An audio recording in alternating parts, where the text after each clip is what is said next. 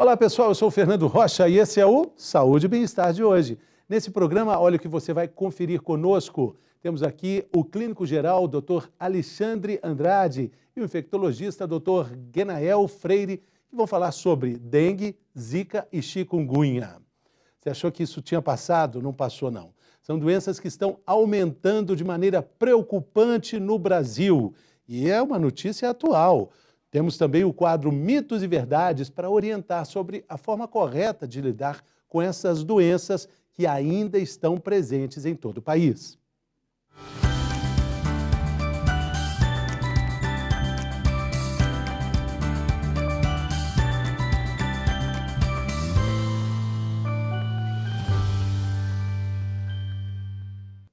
Muito bem, uma nova pandemia pode estar entre nós em breve. Os números do Ministério da Saúde sobre o crescimento da dengue, zika e chikungunya mostram claramente isso. Quase 114% de aumento em relação a 2021. Chuvas intensas esse ano criaram aquele velho famoso cenário propício para o incremento de tudo isso. Mais água parada, mais ovos de Aedes aegypti. E para complicar, ainda não passamos pela pandemia de Covid-19. E alguns sintomas das 4 doenças são muito semelhantes. Para falar sobre tudo isso aqui, quem está no nosso estúdio do Saúde e Bem-Estar é o infectologista Dr. Genael Freire. Seja muito bem-vindo, doutor. Tudo bem? Tudo bem, muito obrigado pelo convite. A gente que agradece a presença. Estávamos conversando aqui da possibilidade de tudo isso estar circulando ao mesmo tempo. Tudo ao mesmo tempo agora, doutor. Dengue, zika, chikungunya e Covid. Influenza também. E influenza. Então são 5. É uma mão cheia de problemas. Sim. A gente está convivendo com a circulação de todos esses vírus. Em janeiro deste ano, por exemplo, em janeiro de 2022, a gente teve um aumento muito importante dos casos de influenza. As pessoas que viajaram no final do ano, se encontraram com familiares, muitos voltaram com influenza, e com Covid também, porque coincidia com a explosão da variante Ômicron aqui no Brasil. E em janeiro, fevereiro e até os dias atuais, a gente teve também a circulação das arboviroses, como dengue, zika e chikungunya. Então, pode ser bem difícil de diferenciar, porque essas doenças podem tudo, né? Inclusive nada, né? Pode ser até assintomática. Então, é um desafio, especialmente nos primeiros 2, 3 dias. O que é também um desafio para o senhor, um pesquisador, um infectologista, quando a doença tem quadros leves, quando é assintomático, é bom por um lado, mas também mascara o prognóstico assim, de um estudo mais amplo de como a doença atingiu a população, né? Isso é um problema importante ter mencionado, porque a gente tem uma dificuldade muito grande em compilar esses dados pela subnotificação. A vigilância epidemiológica não consegue ter o registro de todos os casos. Então, esses casos mais leves, assintomáticos, eles passam batido, né? O paciente não procura a unidade de saúde. Às vezes, quando procura, não é pensado na possibilidade. Uma coisa que a gente viu com o Covid, que é muito importante, é que quase todo mundo, uma vez no ano, vai ter um resfriado, uma gripe, uma sinusite. E muitos pacientes me procuravam, às vezes, eu estou com uma gripe, uma sinusite, falar, isso pode ser Covid, hein? Não, o que é isso? Isso é a gripe que eu tenho todo ano? Ou é alergia? Eu até brinco, isso é alergia ao vírus da Covid, deve ser, né? Aí faz o teste e dá positivo. Falei, tá vendo? Ele é igualzinho qualquer quadro respiratório que a gente costumava ter. Não tem muita diferença. Então, dengue também, ela pode ser muito leve, pode dar um dia de febre, dor no corpo, que a pessoa vai pensar que é uma indisposição que normalmente tem, está cansado, está estressado, no outro dia está bem, está ótimo, ou então pode ser grave e às vezes até fatal. E como é que a gente diferencia, né? Do ponto de vista de um infectologista, como é que a gente pode diferenciar dengue, zika e chikungunya? Bom, nos primeiros dias pode ser bem difícil diferenciar, porque normalmente começa com mal-estar, dor no corpo, febre, que é comum a todas essas doenças. É comum a Covid, a influenza, a dengue e até a chikungunya e zika. Todo mundo pode ter isso no início. Só que a Covid normalmente evolui com sintoma respiratório, como se fosse um resfriado, uma gripe, né? Dor de garganta, coriza, tosse, que a gente não vê na dengue. Então, é importante sempre buscar sintoma respiratório. Se não tem sintoma respiratório, é uma época de circulação do vírus da dengue, que no nosso caso é a época do verão, né, e das chuvas e tudo mais, pensar, se não for uma época de circulação e tiver sintoma respiratório, nós vamos pensar mais em Covid, pensar mais em influenza. Agora, se tem febre, mal-estar, sem sintoma respiratório, nós vamos pensar em arboviroses, como dengue, como chikungunya. Olha, a gente tem conversado aqui com médicos de diferentes especialidades sobre o que ficou e o que deve ficar de aprendizado na nossa convivência, a experiência do Covid impactante para o mundo inteiro. Uma dessas heranças da pandemia que ainda não passou é o uso da máscara regularmente em lugares fechados, em lugares propícios para a propagação do vírus, o hábito de lavar as mãos, o uso do álcool em gel. Isso tudo é uma herança de aprendizado de um período difícil. Agora a gente olha para trás e vê o ano de 2013 com um quadro gravíssimo de dengue. Depois vem 2016, aí vem chikungunya também, entra em cena a zika. Depois vamos para 2019, tudo isso acontece de novo. Olhando para trás, o senhor como pesquisador experiente, qual é a herança? O que a gente não aprendeu nesses últimos 9 anos? 9 anos assim, né? 3 e 3. 3 ciclos de 3 anos aí, e a gente vem de novo para enfrentar com as mesmas deficiências. E provavelmente a gente vai ter mais algumas vezes, né? Bom, a história nos mostra que a gente já conseguiu erradicar, ou praticamente erradicar, o Aedes das áreas urbanas. Isso hoje? Isso na década de 40, de 50. Ah, sim, no século passado. No século passado. E foi muito importante para o controle, por exemplo, da febre amarela que circulava aí nas cidades. A pessoa podia ter febre amarela nas cidades.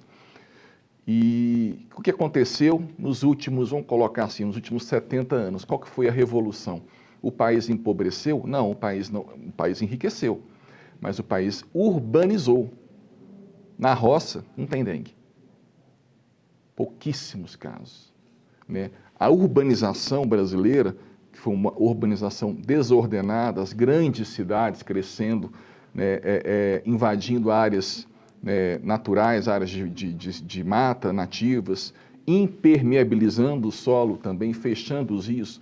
Tudo isso, na minha opinião, contribuiu para que o Aedes aqui permanecesse, aqui nas grandes cidades.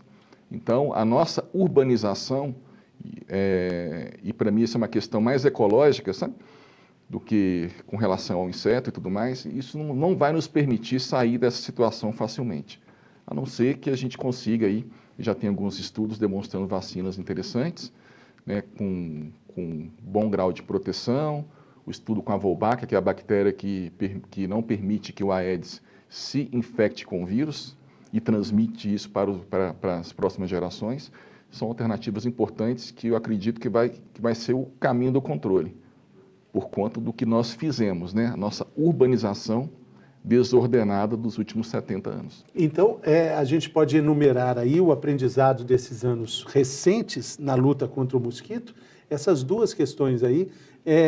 Existia muito risco com essa experiência de deixar o mosquito ali para que a gente tentou então imunizar o mosquito, né? Já que a gente não consegue tirar o lixo, já que a gente não consegue tirar a aguinha do vasinho da planta, a gente vai então tentar imunizar o mosquito. Existiam muitas críticas com relação a isso, porque se desse errado, ia ter mosquito demais aí vivo, né? Sim, na verdade ainda está em estudo, né? Se refere ao estudo da bactéria, né, de trocar a população de Aedes daquela localidade por Aedes infectados pela Wolbachia, que é uma bactéria que fica no tubo digestivo do inseto, e não permite que ele se infecte, mas não faz mal nenhum para o inseto e nem para o ser humano. Então é uma alternativa onde o estudo, os campos que foram soltos, essas fêmeas de Aedes, tiveram uma redução aí de 70%. Mas é algo melindroso que a gente tem que observar mais, porque mexe com ecologia, mexe com o ambiente, mas é uma possibilidade. Outras possibilidades, vacinas, tem a vacina atual, mas que só presta para quem já teve dengue, então ela fica muito limitada, mas tem outras vacinas chegando, vacinas bem interessantes também. Isso que eu ia perguntar para o senhor, sobre a vacina contra essas 3 doenças. Ao contrário do Covid, que a gente avançou rapidamente nessa pesquisa, mas também tinha um amparo mundial muito grande. Isso faz toda a diferença, né? É a parte mais pobre do mundo que luta contra dengue, zika e chikungunya, né? Isso também é um diferencial importante, né? No contexto todo, né? Fez toda a diferença, com certeza. Nos Estados Unidos, parece que Miami, né? Na Flórida tem alguns casos, mas... Sim, mas pouquíssimos casos. Na Europa não tem, né? Pouquíssimos casos também. É possível de ter, mas na Europa, por exemplo, a maioria dos casos é importado, de gente que veio de fora, né? Com certeza o poder econômico ajudou no desenvolvimento de vacinas. Mas a tecnologia de vacina de RNA, por exemplo, que a gente utilizou na Covid, com a vacina da Pfizer e da Moderna, poderá ser aproveitada também no futuro, quem sabe, para as arboviroses. Então, a gente teve um salto no processo de fabricação de vacinas. Existe essa possibilidade, inclusive estudos já em andamento de vacina de RNA como a da Pfizer, para as 3 arboviroses, né? Para dengue, para chikungunya e para a zika também. Agora, com relação à conscientização da população, como é que o senhor vê isso, tomando por base o que a gente aprendeu com o Covid? Dá para a gente adaptar isso, não só andar com o repelente, o álcool gel, máscara, calça comprida, manga comprida no meio do calorão. Será que a gente está cansado ou a gente está adaptado ou a gente está com mais informações? Bom, está todo mundo cansado, né? Depois de 2 anos e tanto de pandemia, né? E todas as informações que foram bombardeadas com relação ao combate ao mosquito, né? Assim, com relação à Covid, estamos cansados, exauridos de falar uma coisa só, com certeza, e de ser, né, fustigado por essa pandemia. Mas com relação à dengue, o que acontece, na minha opinião, é que a discussão ela tem que ser mais ampla no sentido de pensar no ambiente onde nós vivemos, né? Se a gente produz muito plástico, muito lixo, né, nós vamos produzir muitas possibilidades de reservatório do Aedes. Se a gente não tem o hábito de dar o destino correto do lixo, nós vamos também ter muitas possibilidades. Se a gente não trata, não recicla esse lixo, vamos ter possibilidade também. Se a gente não valoriza, por exemplo, as áreas verdes da nossa cidade, e a gente prefere ocupar com casas, com prédios, com asfalto e fechar nossos rios, nós vamos ter dificuldade também. Então a gente tem que mudar a nossa consciência e pensar que a gente tem que conviver melhor com o nosso ambiente, né? Transformar dessa forma que nós fizemos o ambiente dificulta bastante o combate ao inseto vetor. Essa ideia de jogar o lixo fora, o que é fora, o que é dentro? O planeta é um só, não tem um lado de fora, tem um lado só, né? Agora, avaliando aí 2013, que foi quando o nosso primeiro combate ali com o mosquito da dengue, para 2022, acho que talvez na área da reciclagem a gente tenha evoluído. Por outro lado, o índice de pobreza também deve ter aumentado muito, o que proporciona um maior número de pessoas aí vivendo de uma forma subhumana até, né? Com certeza. Fundamental essa observação, né? Quanto maior a desigualdade social, maior a dificuldade, né? Quanto maior o desemprego, maior a pobreza, mais difícil é de combater. Porque essas pessoas, assim, às vezes, no limite da pobreza, da linha de pobreza, não estão preocupadas tanto em, não, vou pegar o vaso ali, vou tirar água. Não, elas estão pensando o que elas vão comer, né? E muitas vezes elas vão comer o quê? Um marmitex que vai virar um reservatório, né, de dengue depois. Então, o desenvolvimento do país como um todo vai ser importante, mas um desenvolvimento que tem que andar junto com a preservação, porque senão a gente não consegue nada. Exatamente. A gente viu aí o aumento da população em situação de rua, aumentando assustadoramente nas grandes cidades, em Belo Horizonte, São Paulo, Rio de Janeiro. E isso também vai ser preocupante quando a gente enfrentar ali o verão, o calor e a propagação do mosquito, né, doutor? Sem dúvida, essas pessoas estão muito expostas, né? E com outras dificuldades, alguns são dependentes químicos, outros desnutridos, tudo, assim, um pano de fundo que favorece, por exemplo, casos mais graves, às vezes tem dificuldade, né, de acesso ao sistema de saúde também.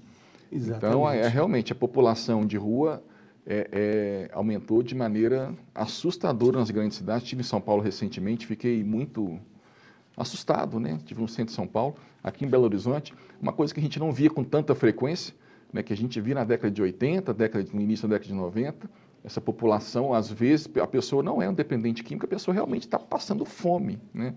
Então, isso realmente nos preocupa com relação a todas essas doenças que estão circulando. Famílias inteiras ali vivendo na rua. Eu moro no centro de São Paulo, é uma situação que mudou drasticamente de 1, 2 anos para cá, né? Sim. É muito, muito preocupante. Agora, doutora, a gente tem aqui um quadro que se chama Mitos e Verdades sobre Zika, dengue e chikungunya, que é o assunto que a gente está falando aqui, sobre o mosquito danadinho, esse mosquito que vive atormentando a gente ainda. E aí, queria convidar o senhor para participar conosco. Eu falo a frase, ou o senhor diz se é mito, se é verdade, dentro da vivência clínica do senhor, dentro da sua vivência clínica. E aí a gente vai dar uma esclarecida sobre isso. Preparado? Tomar uma água, que água é sempre bom, é sempre bom. Vamos lá.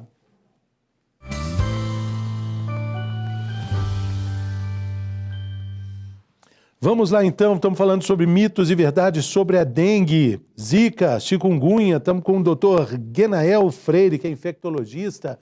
Como os infectologistas ganharam atenção, né, doutor? Como essa especialidade foi importante no enfrentamento ao Covid e agora, de novo, para enfrentar dengue, zika e chikungunya, né? Com certeza.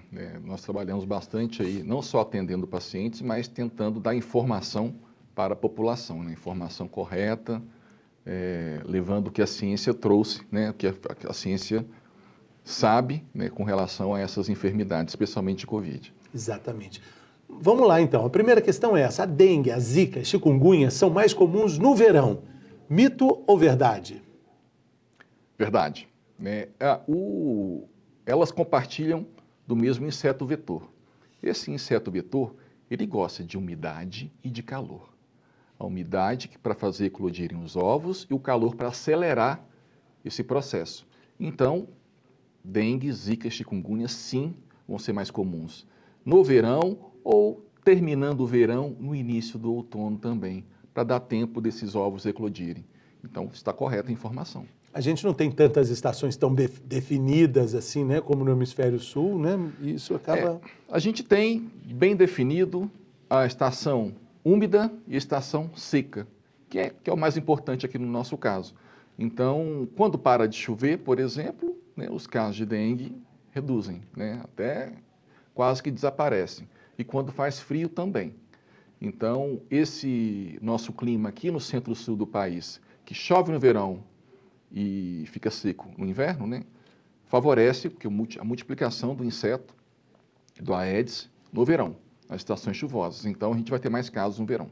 Dentro da experiência que o senhor tem, existe alguma explicação para esse ciclo de 3 em 3 anos, que começa em 2013, 2016 e 2019, agora 2022?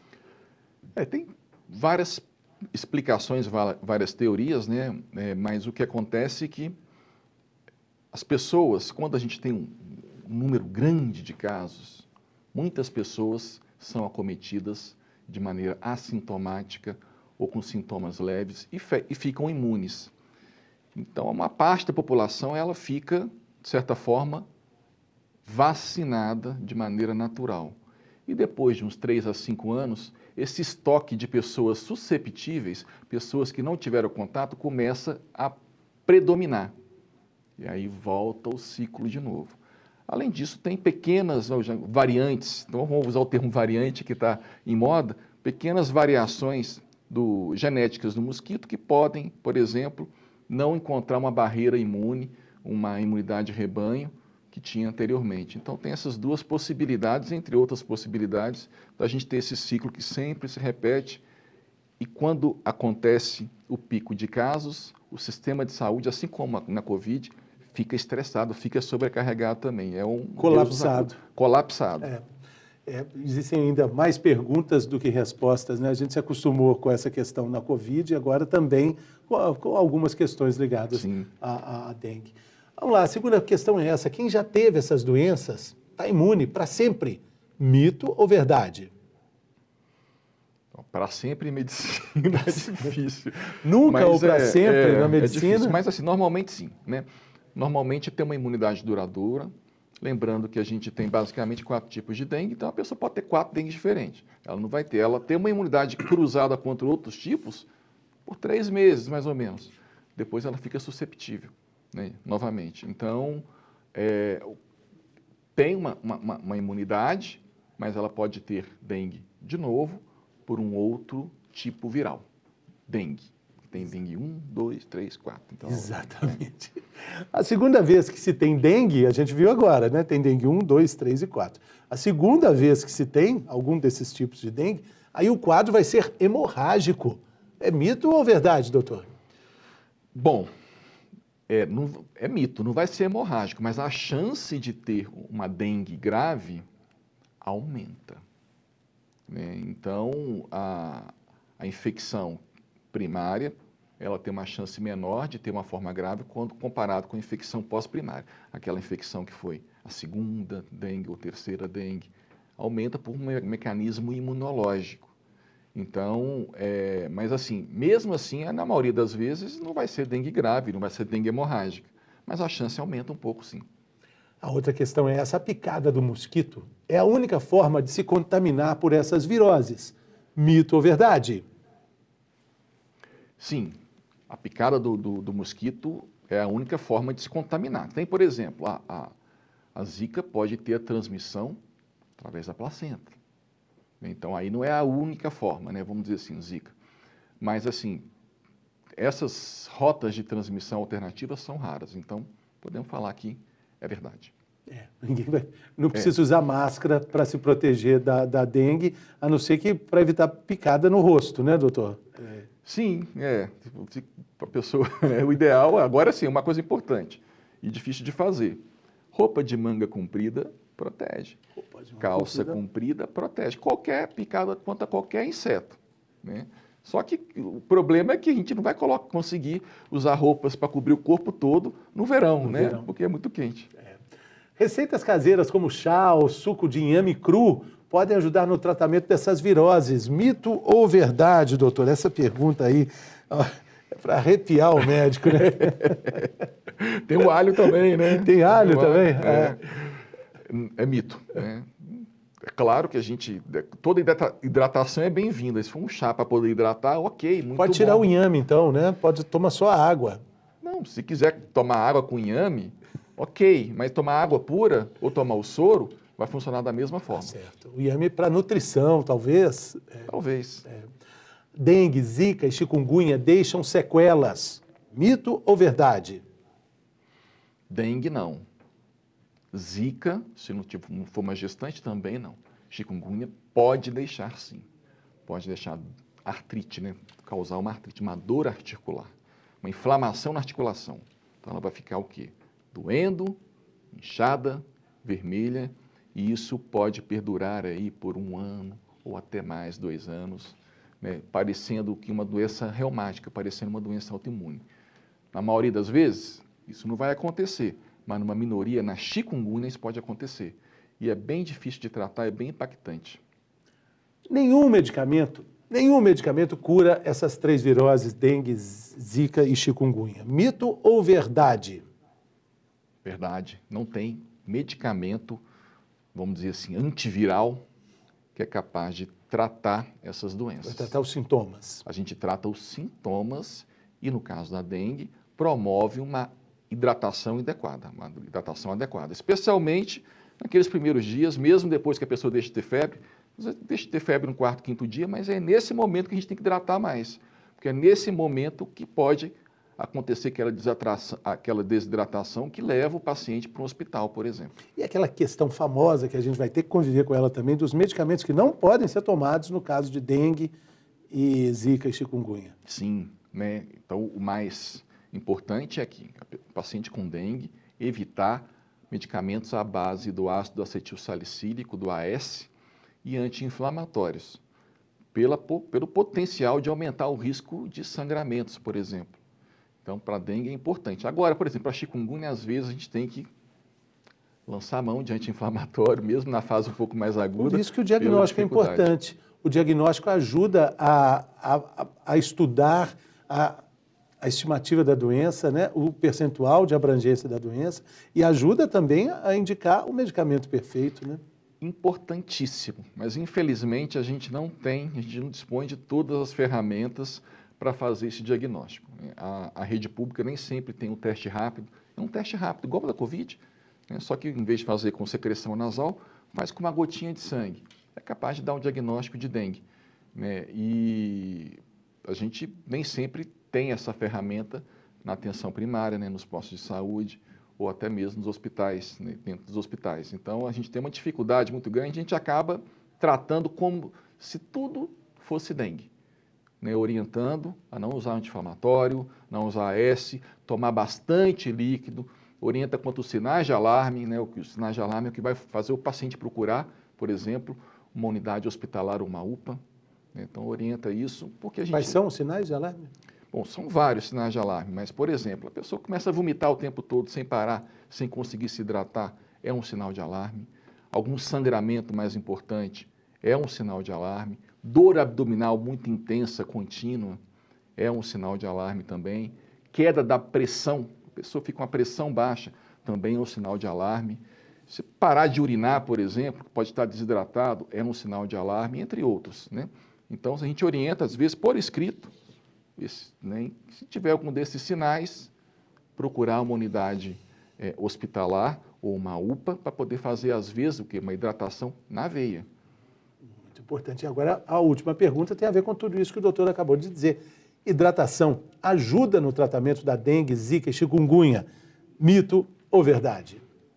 Verdade, né? Muito verdade, especialmente na dengue. Mas se a gente não souber qual das 3 viroses é, né? Nós vamos hidratar para todo mundo. Então, até para a Covid. Até para a Covid, sim. A Covid é um pouco mais fácil de diferenciar, né? Por causa do sintoma respiratório, da dor de garganta, né? Mas a gente orienta todo mundo a hidratar bem, hidratar bastante. Não se preocupa muito com comida nesse momento, não, né? Porque essas doenças, elas dão uma queda do apetite, né? Mas não é uma coisa que a gente se preocupa não, porque a pessoa recupera o peso depois perdido. O importante é líquido, tomar bastante líquido. E por quanto tempo? Por um tempo prolongado, pelo menos aí hidratando por 5 a 7 dias, hidratando bastante.